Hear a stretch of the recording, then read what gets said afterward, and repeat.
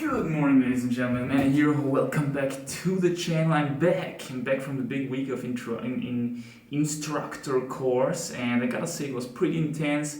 I learned a lot of new stuff, especially in the corrective exercises and executing movements with the correct form and stuff, department, so to say.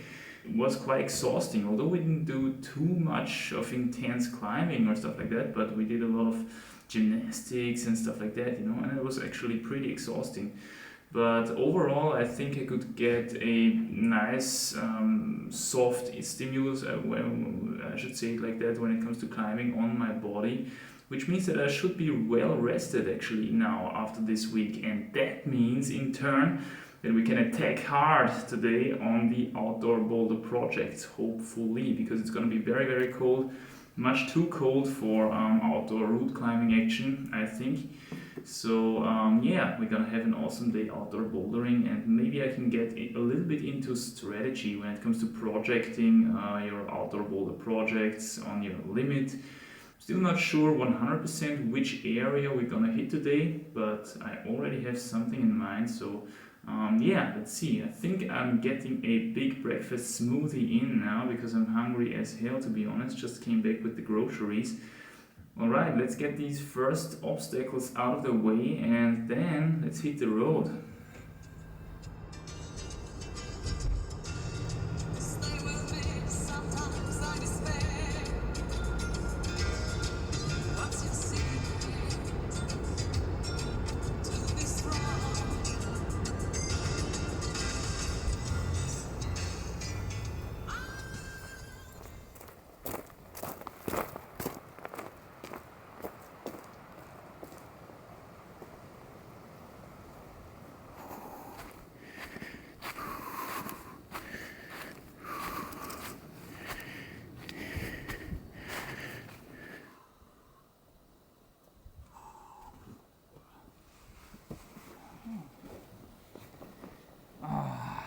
So welcome back to Merkenstein.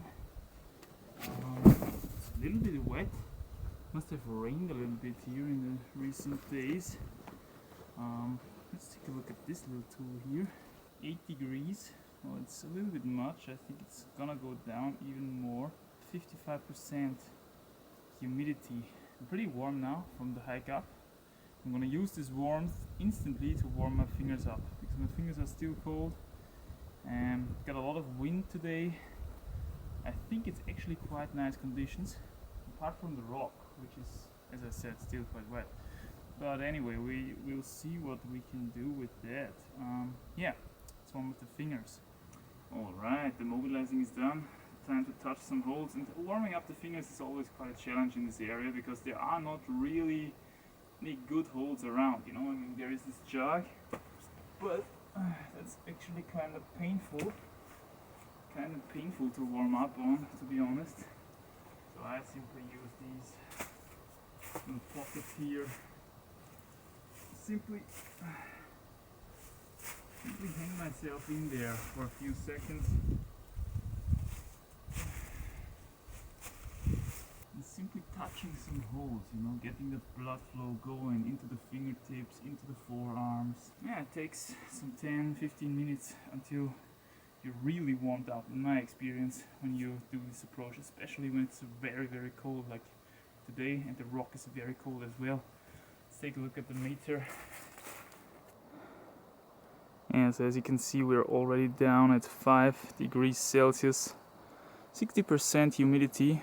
I don't know if that's a good value or not. I bought this thing to kind of learn how to read good conditions, because I think actually that the moistness of the air plays a huge role when it comes to good conditions or not, and maybe at least as much as the temperature in general. So yeah, let's see what we develop into here. Alright, so now that the fingers are somewhat warm, actually still pretty damn cold if you ask me, but somewhat warm, it's time to touch the holes on the project. And I'm also going to use this opportunity already to use my brush to clean everything properly and make these holes a little better in the process, hopefully. These are really small edges, so now you're a little bit careful because we don't want to hurt ourselves. But we of course want to get that specific acclimatization for the project holds into our fingers.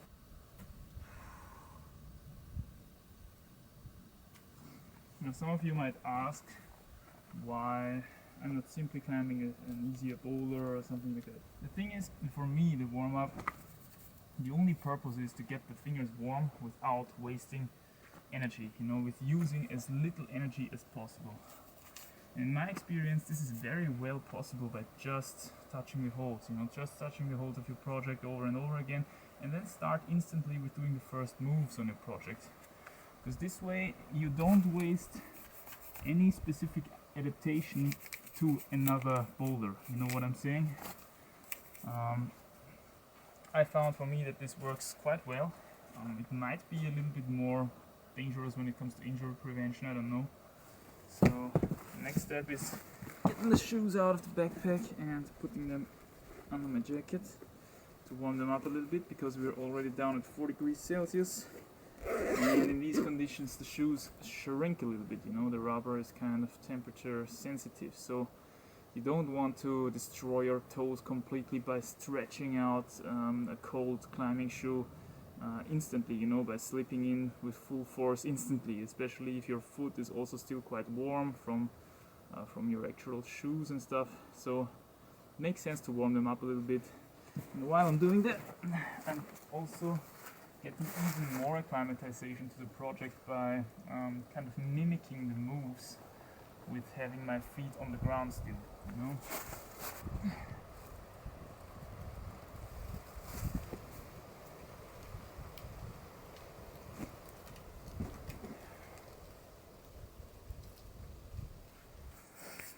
Often it also makes sense to have your feet, your bare feet, on the fresh air a little bit, like 1 minute or so before you slip into the climbing shoe, because there's still some kind of moisture coming from your actual shoes, you know, and you don't want to bring that moisture into your climbing shoe instantly, because this will destroy the friction between your feet and the actual climbing shoe.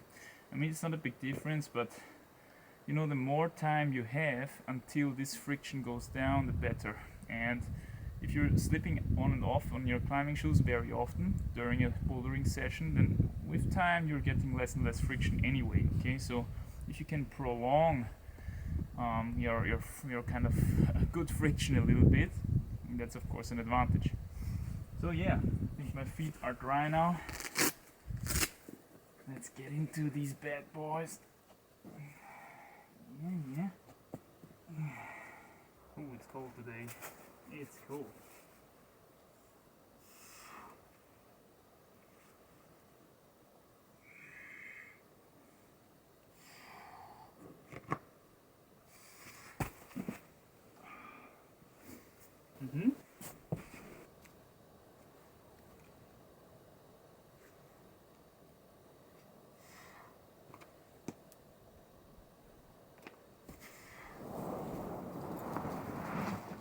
Just completed all the single moves of the start, and this leads us to the next problem. There is actually one hold in the finish which is quite wet. So what we're gonna do against this is we're gonna take some of this toilet paper that I brought with me, and first task is to get the first layer dry and try to brush on some chalk, respectively brush off some moisture. Usually it doesn't work too well, because when the moisture is coming from inside, then it only takes a couple of seconds until it's wet again. So then you go back to the start, you know, you rest a bit, make your project attempt, it takes 30 seconds, and then you come here to this hold and it's wet again, and you have to face a wet hold in the second crux.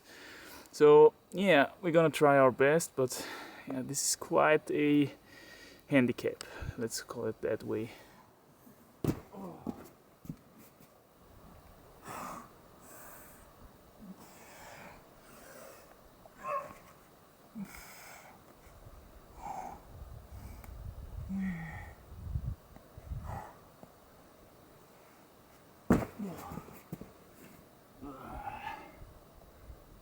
Okay, top hole is pretty wet and pretty dirty as well. So now we did the start, we did the finish. Time to make a bigger rest. It's something like 3, 4, 5 minutes or something. Okay, we're already down at 3 degrees Celsius. Quite some humidity here, 70% humidity. You don't want to make your rest too long in such temperatures, of course, because you will cool down very quickly. On the other hand, if you do too little, then you of course lack the energy that you need.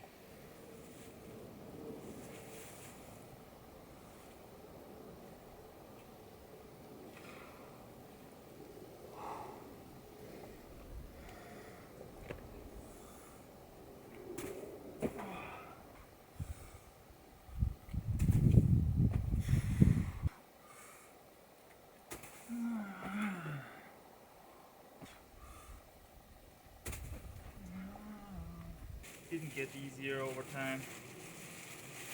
Now it's also the point where I have to ignite the first banana, because even if you don't notice it, but your body burns an extreme amount of calories in these kind of conditions. You're doing something physique-wise and it's very cold. We're at 0 degrees in the meantime, 0 degrees Celsius.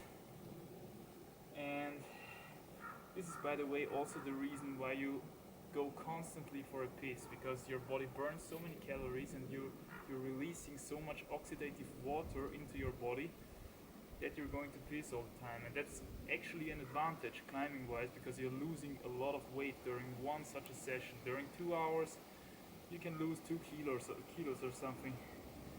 So yeah, these are these strange sessions where you can actually be stronger in the end of the session, although you're already quite tired, but you're getting lighter over time and extremely fast. So yeah.